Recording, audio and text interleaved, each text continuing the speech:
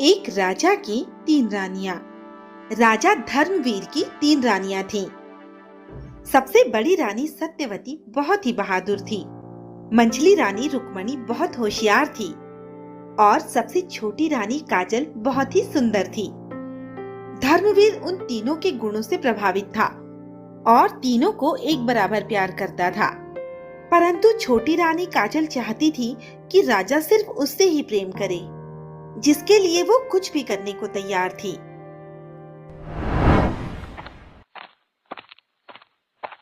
तुम बिल्कुल सही समय पर आई हो। मुझे देखो और बताओ कि मैं कैसी लग रही हूँ। मैं उन दोनों रानियों से ज्यादा सुंदर हूँ ना?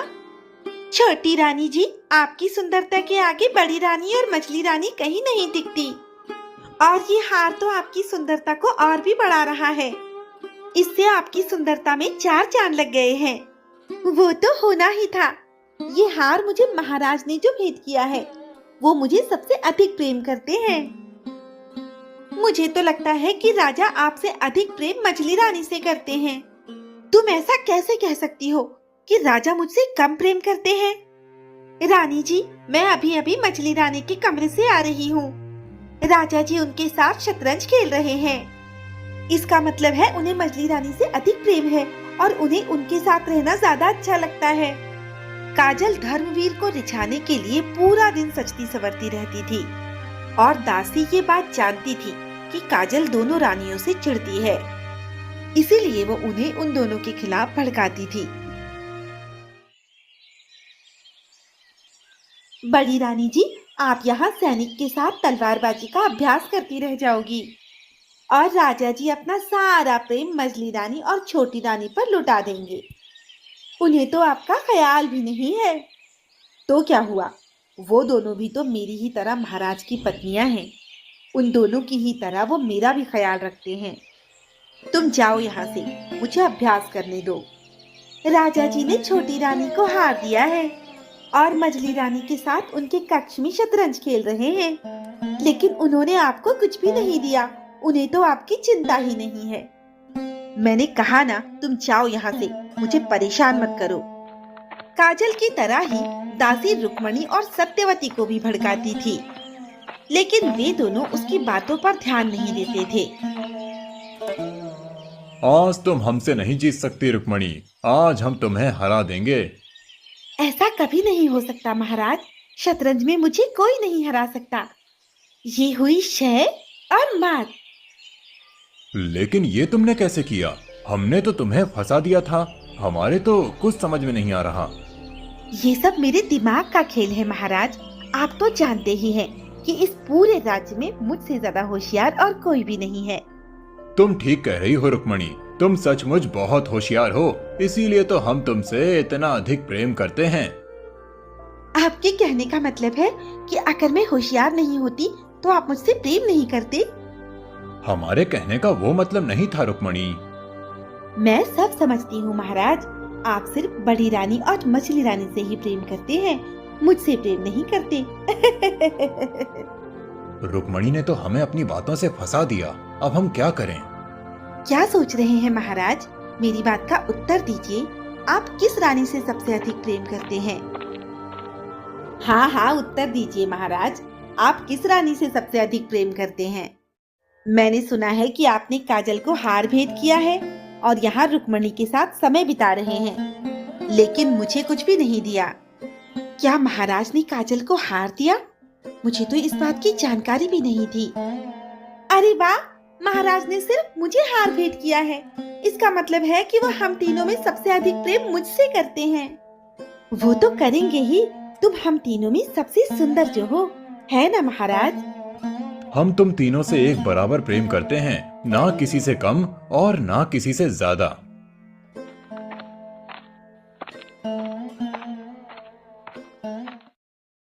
वाह काजल, तुमने भोजन तो बहुत स्वादिष्ट बनाया है। भोजन स्वादिष्ट कैसे नहीं होगा महाराज? मैंने इतने प्रेम से जो बनाया है।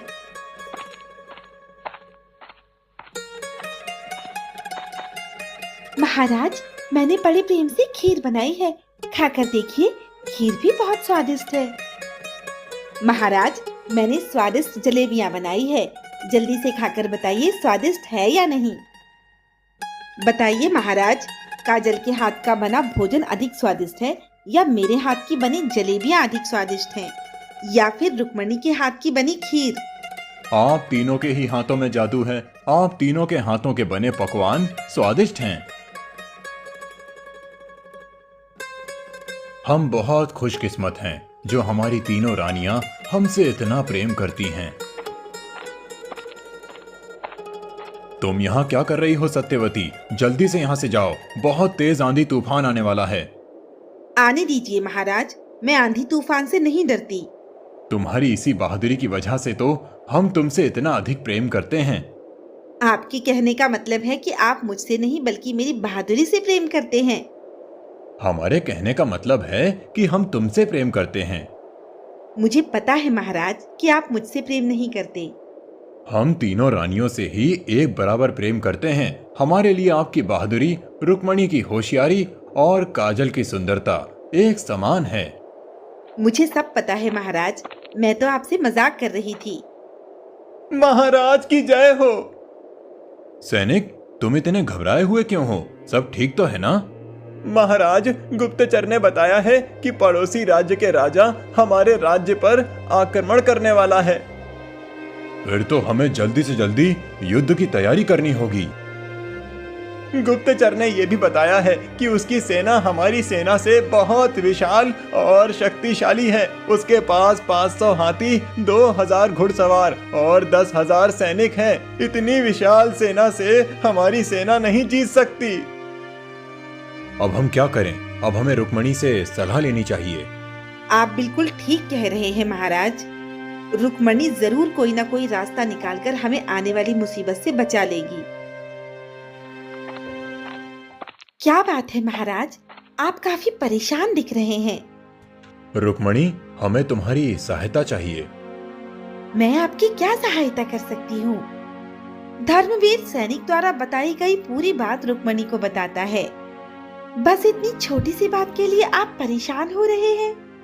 मैं अभी आपकी परेशानी दूर किए देती हूँ।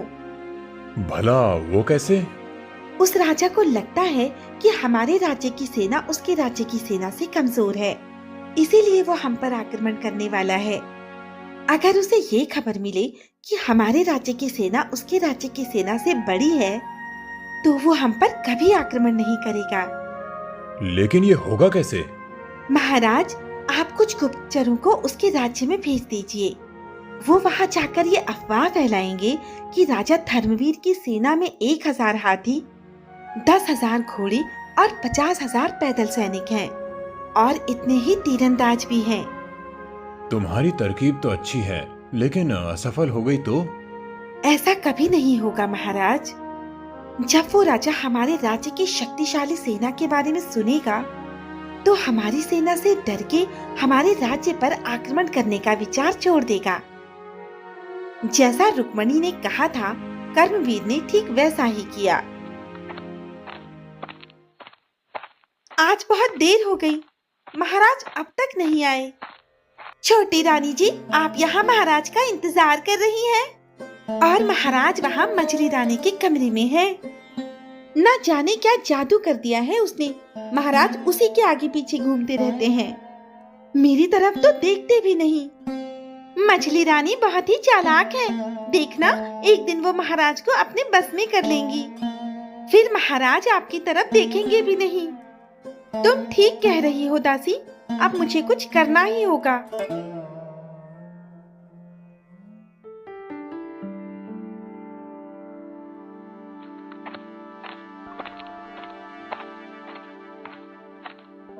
महाराज की जय हो। आपने जैसा कहा था, हमारे गुप्तचरों ने ठीक वैसा ही किया और उनकी बातों में आकर हमारे पड़ोसी राज्य के राजा ने हम पर आक्रमण करने का फैसला बदल लिया है।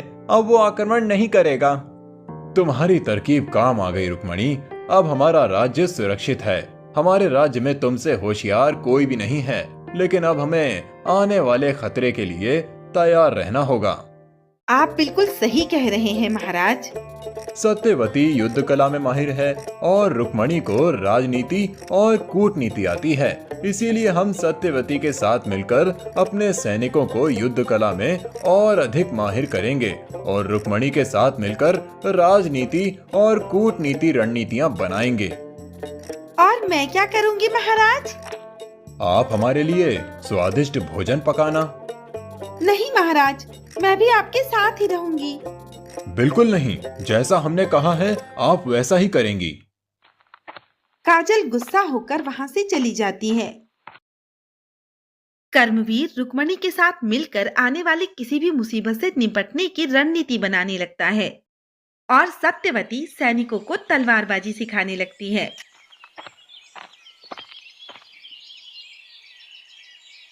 महाराज मछली रानी के साथ समय बिताने का कोई ना कोई बहाना ढूंढ ही लेते हैं। मुझे मालूम है वो सबसे ज्यादा प्रेम उन्हीं से करते हैं। ये तुम क्या बोल रही हो?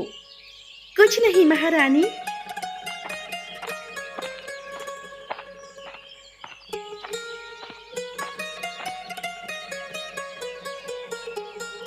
आप यहाँ फूल तोड़ते रह जाओगी छोटी महारानी, और मछली महारानी आपको महाराज से दूर कर देंगी। मैं ऐसा कभी नहीं होने दूंगी। तुझे बड़ा घमंड है ना कि महाराज सबसे अधिक प्रेम तुझसे करते हैं। मैं तेरा ये घमंड तोड़ दूंगी। तुम किस तरह की बातें कर रही हो काजल? मैं सही कह रही हूँ। काजल, तुम रुक्मणी से किस तरह से बात कर रही हो? तुम इस राज्य की छोटी रानी हो। तुम्हें इस तरह की बातें करना शोभा नहीं देता। कोई बात नहीं दीदी, काजल अभी छोटी है, नादान है। मुझे इसकी बात का बुरा नहीं लगा। वो पहली बार नहीं था जब कर्मवीर ने काजल को रुक्मणी और सत्यवती से लड़ते हुए देखा था। क्या बात है महाराज, आप बहुत परेशान दिख रहे हैं। मंत्री जी, हम अपनी रानियों के कारण बहुत परेशान हैं। भला रानियों के कारण आपको क्या परेशानी हो सकती है? वो तीनों ही आपसे इतना अधिक प्रेम करती हैं। उनका प्रेम ही तो हमारी परेशानी का कारण है।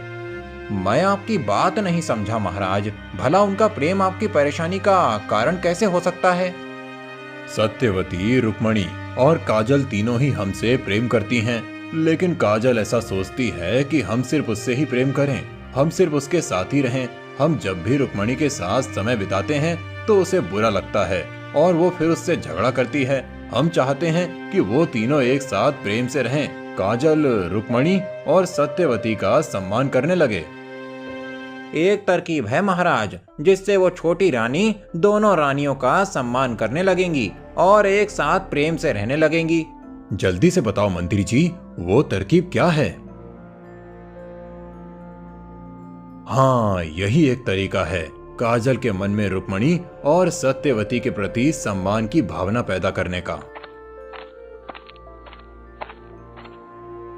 हम राजपाट से संन्यास लेकर एक सन्यासी की तरह वन में अपना बाकी जीवन बिताना चाहते हैं। लेकिन महाराज, आप अचानक ऐसा क्यों करना चाहते हैं? क्योंकि हमारा हृदय परिवर्तन हो गया है। महाराज, मैं आपको कहीं नहीं जाने दूंगी। मैं आपके बिना नहीं रह पाऊंगी महाराज। आप तीनों चिंता न करिए, हम आप तीनों को भी अपने साथ वन में ले चल रहे हैं। आप तीनों वहाँ हमारी सेवा करना। महाराज, आपको वन में जाना है तो जाइए, लेकिन तीनों रानियों को अपने साथ ना ले जाइए। हम फैसला कर चुके हैं मंत्री जी, हम अपनी तीनों रानियों को वन में ले जाएंगे। वो वहीं हमारे साथ रहकर हमारी सेवा करेंगी। महाराज, वन में रहना बहुत अत्यधिक कठिन है। रानियां वहां नहीं रह पाएंगी। अगर हमारी रानियां हमसे प्रेम करती हैं तो वो जरूर हमारे साथ चलेंगी, लेकिन अगर हमसे प्रेम नहीं करती हैं तो वो यहीं रहेंगी। ये फैसला हम तीनों रानियों पर छोड़ते हैं। जो हमारे साथ वन में चलना चाहे चले, नहीं तो वो यहीं महल में रहे। महाराज, आप जहाँ रहेंगे मैं भी वहाँ आपके साथ रहूंगी। मैं भी आपको अकेला नहीं छोड़ सकती महाराज। मैं आपसे सबसे अधिक प्रेम करती हूँ, इसलिए मैं तो आपके साथ ही जाऊंगी। ठीक है, अगर आप तीनों हमारे साथ चलना चाहती हैं तो चलिए। मंत्री जी, कल सुबह हम महल छोड़कर वन चले जाएंगे। आप हम चारों के वन जाने का इंतजाम कीजिए। जैसी आपकी आज्ञा महाराज। अब इस राज्य की जिम्मेदारी आप पर है मंत्री जी। अब हम जा रहे हैं इस मोह माया से दूर, एकांत में बाकी का जीवन वहीं व्यतीत करेंगे। सैनिक, तुम इन चारों को वन में छोड़कर वापस आ जाना।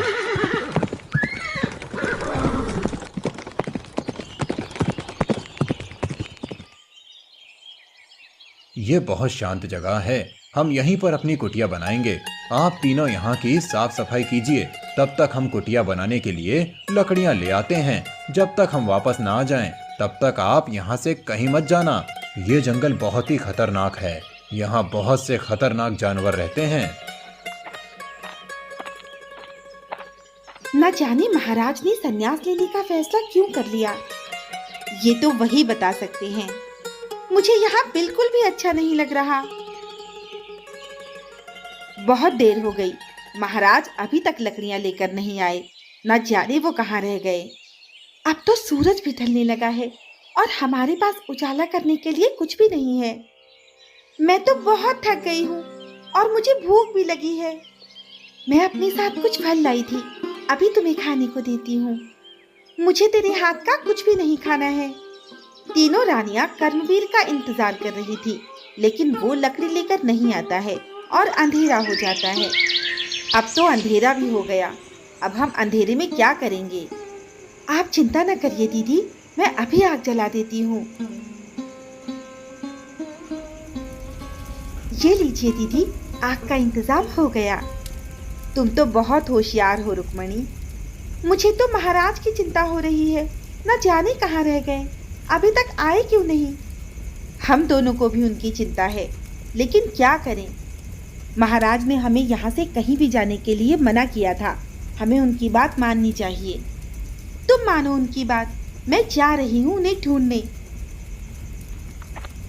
काजल, यहाँ से कहीं मत जाओ, महाराज ने बताया था कि यहाँ बहुत खतरनाक जंगली जानवर रहते हैं।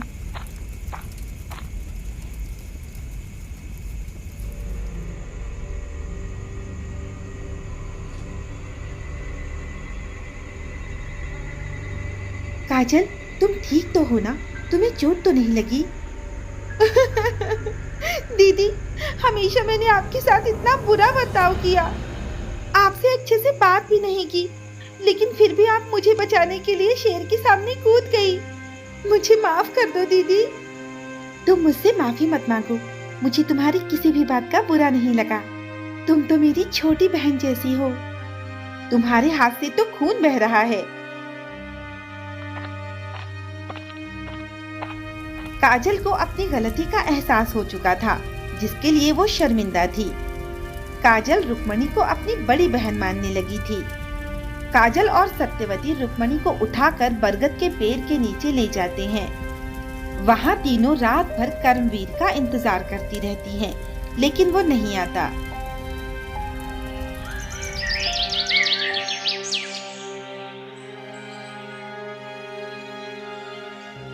लगता है आपकी तरकीब काम आ गई मंत्री जी। रात में जो कुछ हुआ उसके बाद काजल का व्यवहार बदल गया है। अब हमारी तीनों रानियां एक साथ हैं। अब हमें उन तीनों को सच बता देना चाहिए।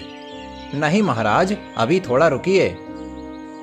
तुम्हारी नींद खुल गई काजल, अब तुम रुक्मणी को संभालो, मैं महाराज को ढूंढती हूँ। महाराज अभी तक नहीं आए काजल, मैं महाराज को ढूंढने जाती हूँ, तुम यहीं रुकना। नहीं दीदी, आप घायल हैं, आप यहीं रुकिए, मैं उन्हें ढूंढने जा रही हूँ। किसी को कहीं जाने की जरूरत नहीं है, हम खुद ही यहाँ आ गए हैं। महाराज, आप पूरी रात कहाँ थे और मंत्री जी आपके साथ क्या कर रहे हैं? ये सब मंत्री जी की तरकीब थी, ताकि काजल, मैं और तुम एक साथ प्रेम से रहने लगे।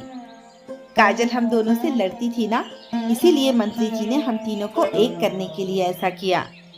सत्यवती जब कर्मवीर को ढूंढ रही थी, तो वो खुद ही उसके सामने आ गया था और उसने उससे अपनी और मंत्री जी की तरकीब के बारे में सब कुछ बता दिया था। मुझे माफ कर दो रुक्मणी, मेरी वजह से तुम घायल हो गई। आप माफी मत मांगिए महाराज, ये सब मेरी गलती है। मैं चाहती थी कि महाराज सिर्फ मुझसे प्रेम करें, इसीलिए महाराज जब सत्यवती दीदी या रुक्मणी दीदी से प्रेम करते थे तो मुझे बहुत गुस्सा आता था और गुस्से में मैं उन्हें भला बुरा कहती थी। इसमें आपकी कोई गलती नहीं है छोटी रानी। ये सब उस दासी निशा के कारण हुआ है। वो दासी नहीं बल्कि एक जासूस है जो हमारे राज्य की गुप्त खबरें हमारे दुश्मन राज्य के राजा को देती थीं और वो आपको दोनों रानियों के खिलाफ भड़काती थीं। उसके बारे में आपको कैसे पता चला मंत्री जी? संजय ने निशा को किसी से बातें करते हुए देख लिया था। वो उससे काजल, सत्यवती और रुक्मणी के झगड़े के बारे में और सैनिकों के बारे में जानकारी दे रही थी, जिस वजह से संजय को पता चल गया कि वो एक जासूस है। उसे कड़ी से कड़ी सजा दीजिए महाराज। समय आने पर हम उसे उसके किए की सजा जरूर देंगे, लेकिन उससे पहले हम वापस राजमहल चलते हैं। आप बहुत जल्दी ठीक हो जाएंगी दीदी।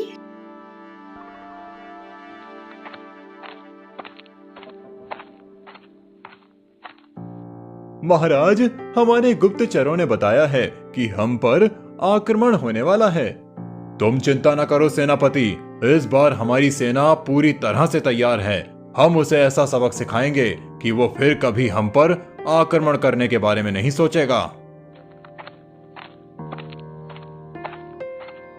छोटी रानी जी, ये सबसे अच्छा मौका है। आप मछली रानी का गला दबा दीजिए।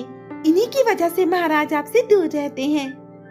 मुझे तेरी सच्चाई पता चल चुकी है कि तू एक जासूस है।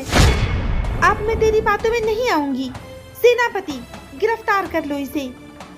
तूने मुझे पहचानने में देर कर दी।